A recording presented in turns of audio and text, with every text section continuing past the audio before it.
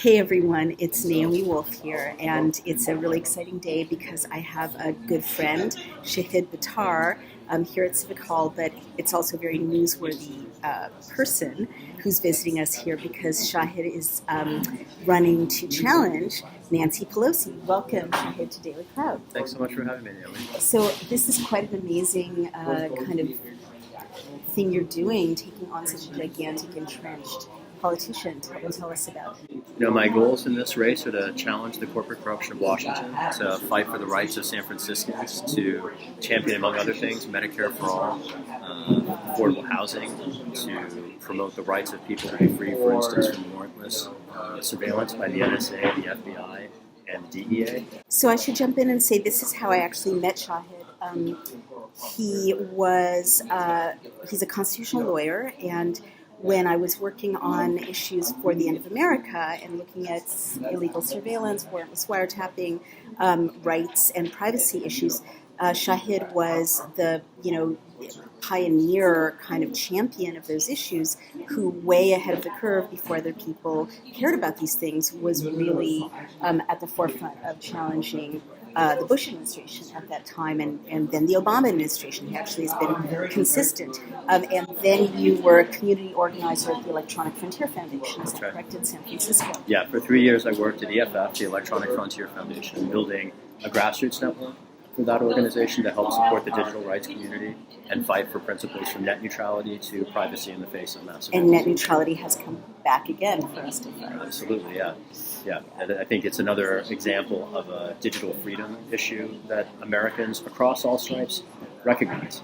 Whether you're libertarian, whether you're liberal, whether you're progressive, whether you're socialist, I think Americans, certainly San Franciscans, recognize the importance of an open internet and the importance, for instance, of checks and balances on government surveillance. So if you get elected to Congress, digital rights issues or electronic rights issues, one of the things that you're going to be fighting for? Absolutely, yeah. I'm interested in defending the rights of Americans against all of those threats that present themselves, whether it's corporate threats, whether it's government threats. I think increasingly the combination of the two has become problematic. So what's an example of that you see right now that we should look at?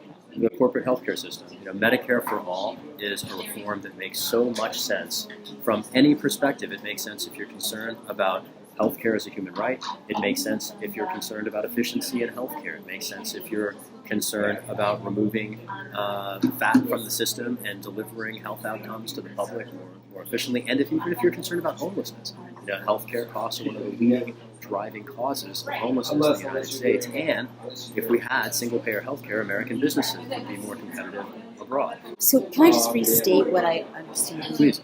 You said that there are, 3 or 4 things at the top of your platform. Yeah. One of them is, you say, digital rights. And for people who don't really know what that term means, like me, you're talking about fighting against encroachments on our privacy, fighting against government surveillance, insisting that the government get warranted before they listen to our communications. Is that what you're talking about? Those things, and investigating the national security agencies that have never been subjected to transparency in the last 2 generations. But absolutely, fighting for a warrant requirement. Wow, you're starting with the easy stuff. This corruption in Washington is the defining issue across these different issue spheres. And then the second thing we talked about, you're a big believer in healthcare for all, single payer, Medicare for all. Right. And that's you say that that's one real distinction for you with Nancy Pelosi. She, you think, is in favor of corporatized healthcare and supporting insurers. Is that correct? That's absolutely true. To say? Yeah. Tell us more about that. With Pelosi's position with respect to healthcare? Well, like why you're fighting her on these 2 issues. Yeah, well, there are certainly others.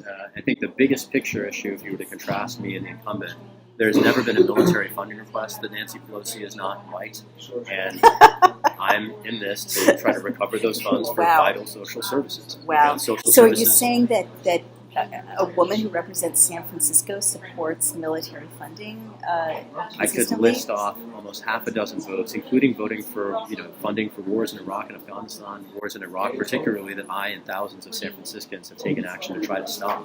I've been arrested trying to stop the war in Iraq 15 years ago. I was arrested 3 years ago asking questions of Obama-era national security officials about the national security, particularly mass surveillance programs that they lied to the Senate about. These are questions that no member of Congress is asked, including House Minority Leader Nancy Pelosi. Why do you think she's so soft in your view on military, on war and military stance? Ultimately, Nancy Pelosi represents Washington and the Washington establishment more than San Francisco, and I think that's where her inclination to toe the line of the Washington institutions has come. Ultimately, the corruption of Washington is a bipartisan affair, and Democrats are, for better or I dare say much worse, unfortunately, as much a part of it as Republicans. Right. Wow. So this is so interesting to me because Nancy Pelosi is, such an establishment figure. She's been reelected for 30 years. Right. She's, the whip, right? And she's sort of unassailable. And you are a pioneer of all kinds, and you're also not a household name. You're the child of Pakistani immigrants. You don't have gazillions behind you from special interests. And here you are a week after announcing your candidacy to take on Nancy Pelosi in November. Yeah. Tell us your story, Shahid, and also why you, in the middle of a life where you have a lot of fun things that you're doing, why you decided to throw your hat in the ring and take on this gigantic, powerful establishment figure. I'm running for Congress because San Francisco needs someone to represent our city's unique values in Washington. And the person who's had the job for the last 30 years isn't minding that responsibility. I guess what I'm trying to say is, you have a very cool job as director of grassroots organizing at EFF. Yeah. You live in a fabulous part of San Francisco. All of San Francisco is fabulous. You're a very cool guy. You've got lots of friends. I'm sure you have a wonderful lifestyle. I just want to know what led you to this moment. What led you to think, Shahid Buttar, have to challenge this woman right now? It was a month ago in the House when, with Nancy Pelosi's support, Congress extended and expanded the surveillance powers available to the Trump administration. So the government's ability to spy on us, our communications, our phone calls, our emails, is that correct? All those things, but more. I'm talking about the ability of the Trump administration to suppress dissent in the United States was something that Nancy Pelosi facilitated.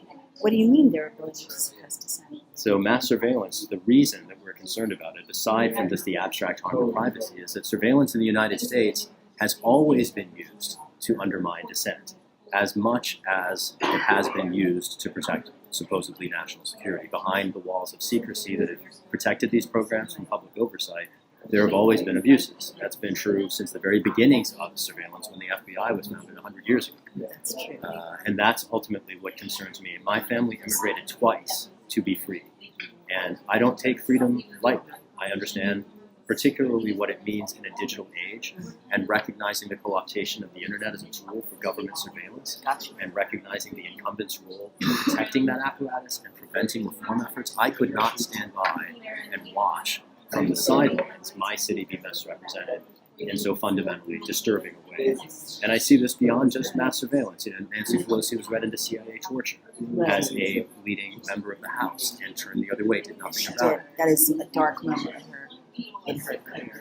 San Francisco, in history. Absolutely. And San Francisco doesn't need to be represented by someone who's going to turn the other way in the face of these abuses of human rights, of civil rights, of core constitutional rights. And I am a fighter who has defended those values for over a decade, and I did that without a seat in Congress. And if my city were to send me to Washington to represent it, I could do a lot more. Gotcha. Well, that's definitely a call to arms for someone with your long record of, I'm trying not to make this a puff piece. The fact is I really do respect Shahid. I'll reach out, of course, to Nancy Pelosi's office and, ask her to sit here with us. And we'll go to her, in D.C. or in San Francisco and hear why she thinks you suck, or whatever. I'd love to hear her views. Yeah. But or why she thinks she's the best person to represent San Francisco, or specifically, I'd love to ask her why she voted to extend the government's ability to violate our Fourth Amendment rights to privacy, our constitutional rights to privacy. That is a very good question. Why do you think she supported that statute? I think ultimately, as the House Minority Leader, Nancy Pelosi, unfortunately, is much more concerned with the Washington establishment than she is with the rights of her constituents. But why would the Washington establishment need more and more powers to listen to us? No, I really want to know what you think. You're in the weeds with this thing. Their powers to read my email while I'm composing it are growing and growing. what the hell? Whom does she serve? How does it serve her? Representing such a liberal district, such a progressive area, part of the country as San Francisco, why would she stem this? Why wouldn't she know that someone would say, this is outrageous for someone representing San Francisco? Yeah, I mean, I think there's a lot of money in mass surveillance, and a lot of corporations make money in mass surveillance, and there's an industrial complex, aside from the assault on the rights, that is very beguiling to people who are willing to chase corporate dollars and support. Yeah, absolutely. So this is a great answer. Let's move on to other things that are in your platform.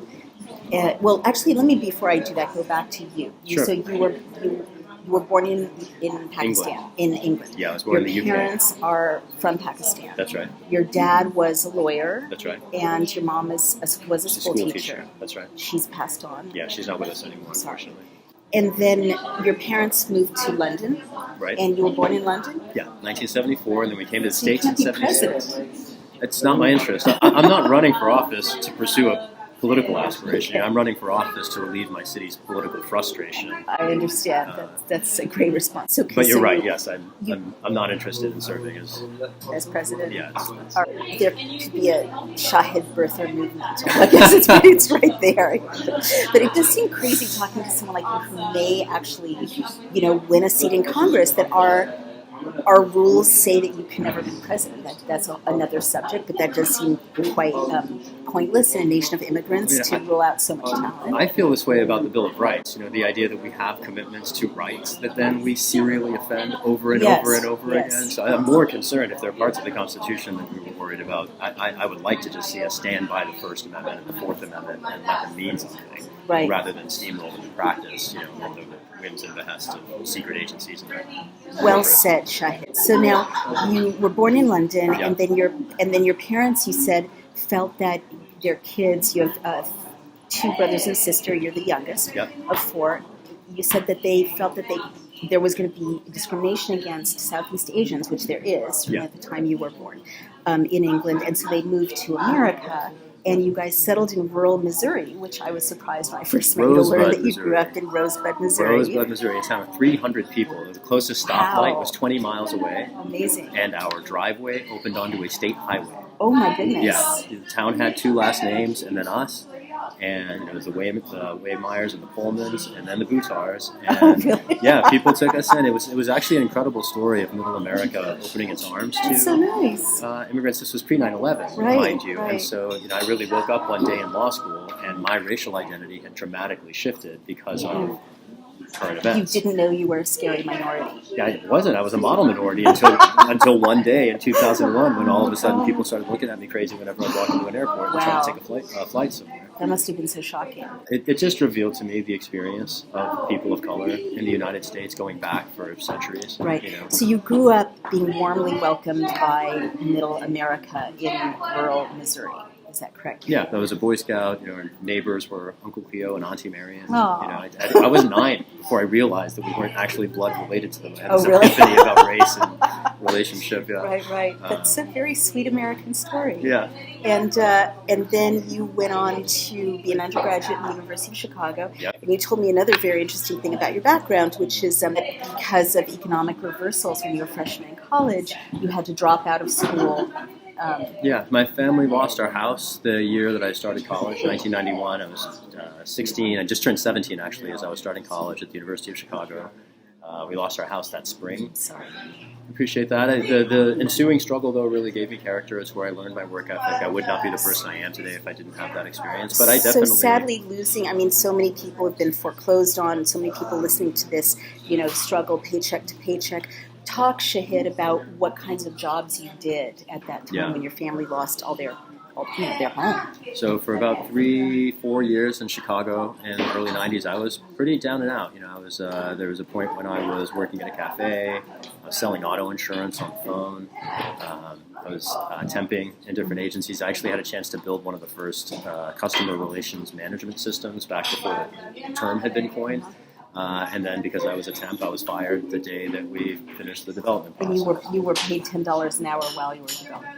Yes. So what did those experiences teach you about, when you say you want to represent San Francisco as member of Congress, what did those experiences teach you about the struggles of ordinary people? I mean, San Francisco is in some ways a rich city, but it's also one riven with class conflicts right Absolutely. now. The wealthy tech people taking over, the middle class people being squeezed out of housing. What did those experiences teach you about what ordinary people go through and what you're going to do for people in San Francisco? My struggle in the 90s in Chicago, which traversed 10 years and 2 careers to try to keep 5 academic institutions to get my degree, it taught me what life is like as a working person, and it solidified my identity. What is life like as a working person? It is a struggle. It is the nearest thing to impossible, quite frankly. And I understand why people like Nancy Pelosi, who are wealthy, might not understand what that struggle is like. I come from working class people. I am a working class public interest advocate even now. I went to Stanford Law School, but I walked away from the career that would have translated that into a financial portion. I actually think you have a shot. San Francisco being what it is. I was saying earlier that, I grew up in San Francisco. It's a city that I love dearly, and I worry about it. And historically, I'm thinking about Harvey Milk. Yep. San Francisco does have a soft spot for people that it sees as underdogs who represent its unique values. So what are some concrete things you're going to do for San Francisco if you're elected? That's one question. And the follow-up question is, what do you need from people watching this in order to be elected? So, great. Some of the things I'll do for San Francisco include fighting for affordable housing block grants in HUD. What's a block grant? What's HUD? So the Housing and Urban Development Agency in Washington has resources available that can go to state and local governments to incentivize affordable housing construction by property developers. And I know some places in the federal budget where that can be made available, particularly in fraudulent and wasteful military spending. I'll get to that in a second. So you're going to cut fraudulent and wasteful military spending to free up more money for affordable housing in San Francisco. Yeah, affordable housing and Medicare for all. Hey everyone, sorry we've changed our position a bit. This tech mogul had to charge my computer. But we're picking up again with Shahid Buttar. So Shahid, go ahead. We were asking concretely, what will you do for San Francisco when or if you're elected? Yeah. And we talked about affordable housing. Go ahead. Yeah, Medicare for all is a big issue in San Francisco and around the country. That. The opportunity for people to see a doctor. Recognizing that healthcare is a human right, and we have the resources for it. Medicare for all would also be more efficient, vastly so, by leveraging the economy of scale and government purchasing power. It would make American businesses more competitive, and it would address a leading cause of homelessness. Right. There's no reason that we shouldn't provide health care to all of our citizens. I would pioneer those reforms in Congress. And you said Nancy Pelosi is not in favor of single-payer health care for all. No, she's been an active impediment to the movement to secure health care as a human right in the United States, and she defends corporate health care. She defends corporate a lot of things, and I'm much more interested in San Franciscans and the resources and services available to us. In addition to Medicare for all, we talked about affordable housing. I plan to work to end the failed and racist war on drugs. Nice. To begin dismantling the prison industrial slavery complex. Oh, wow. In California, we have legal cannabis. You want to call it the prison industrial slavery complex? That's exactly what it is. Have you read the text of the 13th Amendment recently? No. Slavery remains legal in the United States as long as it is a condition of punishment.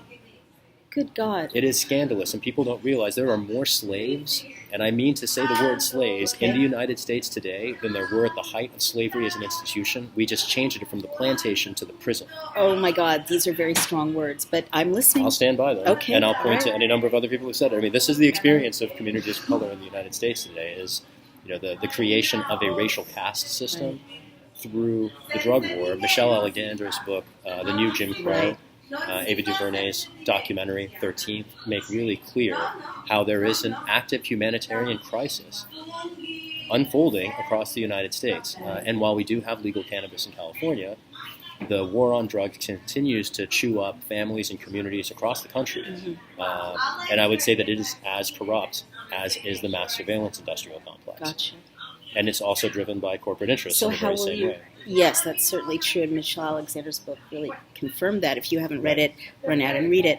But how will you address the war on drugs as a member of Congress representing San Francisco? So straightforward. The Controlled Substances Act of 1974 includes cannabis on Schedule 1. Oh, yes. There's no defensible reason for that. It is not a flight of legislative fancy to simply reclassify cannabis under the Controlled Substances Act such that it's no longer under Schedule 1. That's not Wow. even very difficult to effectuate politically because it's a transpartisan issue. Right, and there are more and more states that are legalizing cannabis as well. Civil liberties, as well as drug policy, as well as some of the issues surrounding political process reform are ones on which members of Congress and members of the public across the political spectrum will find in our platform a great deal to agree with. Because while I am an unabashed progressive, many of my concerns resonate across the political spectrum. Privacy is one of them. Yeah. Corporate corruption in Washington is one of them. The drug war that constrains individual liberty and is driving a new slavery system is one of them. And Affordable housing goes across absolutely party lines. Absolutely. You know, I'm really glad to hear you say this, Shahid, because so many people on the left only talk to the left. And it's a frustration of mine always, listening to people with great ideas on the left, you know, use language that just alienates everyone else or doesn't include everyone else.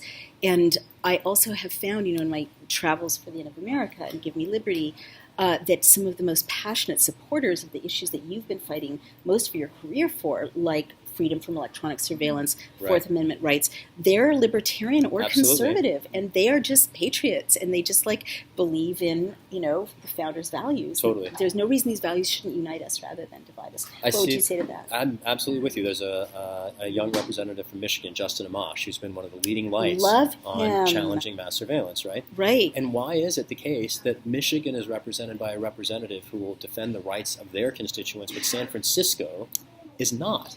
It is preposterous. That is a great question. That the Democrat representing America's most progressive city can't show up to vote for immigrants, can't show up to vote for limits on government surveillance, can't show up to vote for health care as a human right.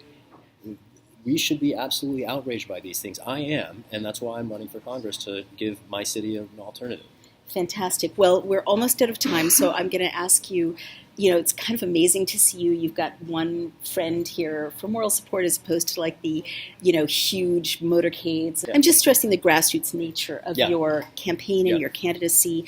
You don't have special interests vying to knock down your door and write you checks. So I guess I'm just impressed and inspired. You know, we're nonpartisan, but any of you across the political spectrum, if you're looking at, you know, things you want to change or values you want to protect, and you're thinking, no one's out there doing it for me. Look at Shahid. He just started running, right? He just did it. He just decided to do it. And he's literally doing it, you know, mobilizing his networks. And with the internet, that's not impossible. And with our guidance here on Daily Clout, it's very, very possible. So you have just the mechanics of running. You have a campaign manager. Yep. You have a lawyer who makes sure that you're not breaking FEC law, got right? A treasurer who helps you raise money and the accounting, and so I'm glad that you've got all of that. And you've got an army of volunteers across the country from all walks of life. You said, and so if people are listening to this, especially San Franciscans, and they think, you know, maybe they know of your work, but you know what? Maybe they've never heard of Shahid Buttar, but they've seen this, and they want to help you or find out more. Where can they go, and how can they help, and how can they contribute? Thanks for asking. You can check out our campaign at www.shahidforchange.us. We also have campaign pages on Facebook, Twitter, and Instagram. Sign up to volunteer. Would they find it with Shahid Buttar? Shahid for Change. Got it. Shahid for Change is how the campaign's denominated on each of those platforms. And we've got a ton of volunteer opportunities. We'll be doing events in San Francisco. How do people want to volunteer find out how they can volunteer? Yeah, shahidforchange.us. Sign up to volunteer there, and we will get you an email with a whole range of opportunities. What if they want to send you money or raise money for you? How would they do that? Shahidforchange.us. You can donate online.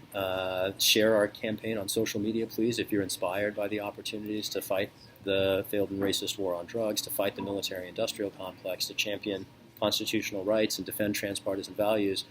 Please share our campaign. So exciting. So you know how to volunteer for Shahid if you like what he has to say.